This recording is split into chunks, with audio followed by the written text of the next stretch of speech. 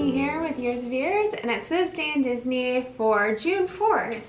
And today we are going to 1999 and getting to talk about a ride that I do love because I love the films, and you know, this was very iconic for my children. They all loved Winnie the Pooh and the Winnie the Pooh movies, and they all loved this ride as well. So back in 1999, Walt Disney World's newest attraction, The Many Adventures of Winnie the Pooh, debuted in the Magic Kingdom. And of course, this is a dark ride based on The Many Adventures of Winnie the Pooh, the film.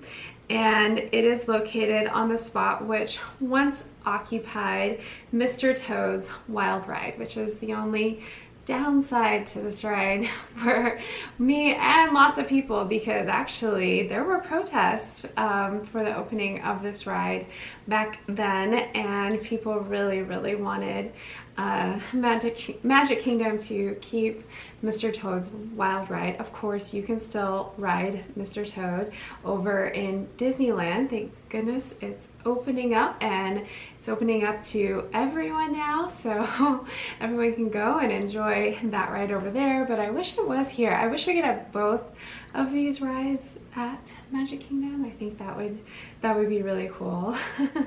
I miss Snow White Scary Adventures as well, and I think that it would be cool. I mean, there's space, right? You can still have these dark rides and could have maybe scooted the new ones over somewhere else. I don't know. But anyway, this ride is located in Fantasyland, and it's something that the Walt Disney Company Imagineers were talking about since the 70s, of putting a Winnie the Pooh ride in Disneyland. So it actually ended up at Disney World first at the Magic Kingdom, and now there's versions of it in in Disneyland, in Hong Kong, in Tokyo Disneyland, Shanghai.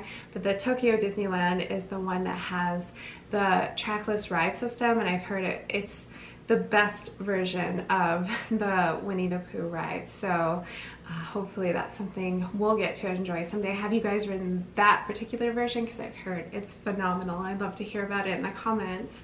But yeah, back in the 90s, they started, you know, going back and forth on whether, you know, they should put it over, because lots of refurbishments were happening in Disneyland, but instead it ended up at Magic Kingdom first. When they added this ride to the Magic Kingdom, it had an interactive queue, and which was fairly new, and they had started doing these interactive queues, and this is one of the earlier ones that they did. And I think these are so important, especially for little kids. You know, standing in line, they get so bored and tired of standing in line. But if you have something that's interactive to do during the line, especially a child, it does seem to go faster usually. And so this is one of the ones that I can't wait for them to get back to complete normal. Hopefully we're heading towards that, where the kids can play in the little play areas, and with the bumblebees, and then the wall of honey. Everyone loves I love the wall of honey. And I mean, I wish everybody would understand you don't even have to touch that one. So hopefully that one will come back sooner than later. But it's really fun because you just put your hand close to it. I've done that a few times, and you can draw without having to touch it. In fact, I prefer to do it that way. So then I don't have to worry about, you know, sticky things on there. But anyway, really cool part of this ride, and I'm sure at some point that things like that may need to be refurbished, because with the touch interaction, sometimes the pixelation has to be probably changed over, so I'm sure they're gonna have to do that eventually. But anyway, they updated the interactive queue in 2012, and so I think that's when they added those walls and things like that that were, you know, having sounds and things like that. So, but going back to Mr. Toad, you can actually see some tributes to him on the Disneyland version, as well as the Magic Kingdom one. So there's two tributes to Mr. Toad's Wild Ride.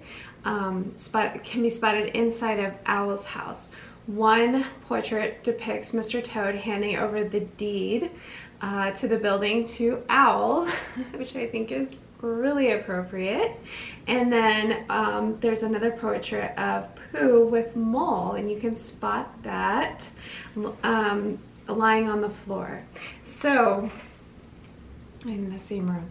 But anyway, another part is if you rode Mr. Toad's Wild Rides, there was two different you know, rides. Basically, you could two different versions, and so they took out one of those. So either, obviously there's only one version on the Winnie the Pooh ride, and they made the second track into the store, that store that you exit onto. So yeah, there's always a store at the exit of every ride pretty much these days, but I think it would have been really fun to have two different versions, but I'm not sure if it would have worked out. Maybe in the planning they realized, hey, let's take up a, you know, a little more space here for the ride and put a store right here. I don't know, but that's basically where that second track went. And then another tribute to Mr. Toad, obviously, is in the Haunted Mansion, actually the exit of it in the Pet Cemetery. So you have to go find Mr. Toad over there. But this is an adorable ride and something that my children, you know, they were growing up as we were going to Disney, and so I have fond memories of riding this, especially with our youngest, Miles, and he really enjoyed Winnie the Pooh when he was little too. So anyway, it's something we still do today, and I'm not gonna lie, Brad and I ride it when it's just the two of us, and we have lots of fun. But yes, do you guys enjoy this ride? If you don't, tell me anyway.